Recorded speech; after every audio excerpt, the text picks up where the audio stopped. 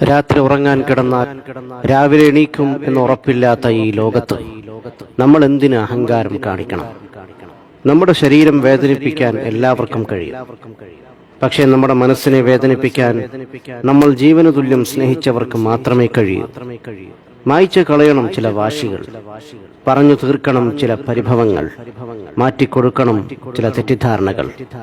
നാളെ നമ്മളിൽ ആരുണ്ടാവുമെന്ന് പറയാൻ പറ്റില്ല. ജീവിച്ചിരിക്കുമ്പോൾ എത്ര വലിയ വീട് വച്ചാലും, എത്ര വലിയ വാഹനങ്ങൾ സ്വന്തമാക്കിയാലും, എത്ര ബാങ്ക് ബാലൻസ് ഉണ്ടാക്കിയാലും കല്ലറകളുടെ വലിപ്പം തുല്യമായിരിക്കും. എളിമയോട് ജീവിക്കുക, പരസ്പരം സഹായിക്കുക, സ്നേഹം പകുത്തു നൽകുക.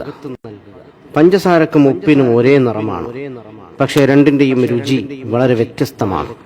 അതുപോലെയാണ് ചില സുഹൃത്ത് ബന്ധങ്ങളും.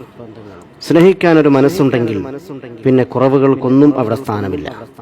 കുറവുകൾ അറിഞ്ഞു സ്നേഹിക്കുമ്പോഴാണ് സ്നേഹം യാഥാർത്ഥ്യമാവുന്നത്. കൂര ചെറുതാണെങ്കിലും അതിനുള്ളിൽ സമാധാനമുണ്ടെങ്കിൽ അത് കൊട്ടാരത്തെക്കാൾ വലുതാണ്. നമ്മളെക്കാൾ ഉയരത്തിലുള്ളവരെ നോക്കുമ്പോൾ നമുക്ക് വിഷമവും ദുഃഖവും തോന്നാം. നമ്മളെക്കാൾ താഴെയുള്ളവരെ ഒന്ന് നോക്കൂ, അപ്പോൾ മനസ്സിലാകും നാം എത്ര ഉയരത്തിലാണെന്ന്. ഉറങ്ങാൻ കിടക്കുമ്പോൾ എല്ലാവർക്കും മാപ്പ് കൊടുക്കുക.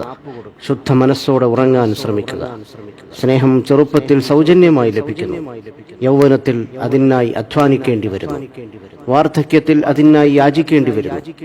ചിലർ നിങ്ങളുടെ മുന്നിലെത്തുന്നത് ഒരു അനുഗ്രഹമായിരിക്കും.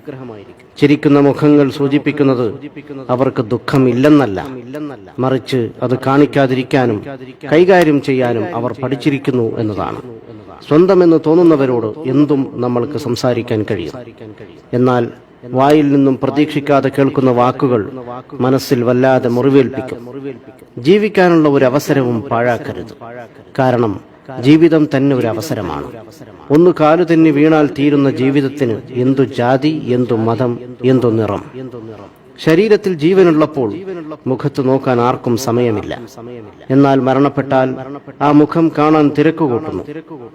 ഓർക്കുക, ജീവൻ പിരിഞ്ഞിട്ട് മുഖത്ത് നോക്കുന്നതിനേക്കാൾ നല്ലത് ജീവിച്ചിരിക്കുമ്പോൾ നിറമനസ്സോടെ മറ്റുള്ളവരുടെ മുഖത്ത് നോക്കി പുഞ്ചിരിക്കുന്നതാണ്. അനുഭവത്തെക്കാൾ വലിയൊരു പാഠവും ജീവിതത്തെക്കാൾ വലിയൊരു വിദ്യാലയവും ഈ ഭൂമിയിലില്ല. ഒന്നോർക്കുക, പാവപ്പെട്ടവനും പണക്കാരനും 6 അടി മണ്ണ് മാത്രം.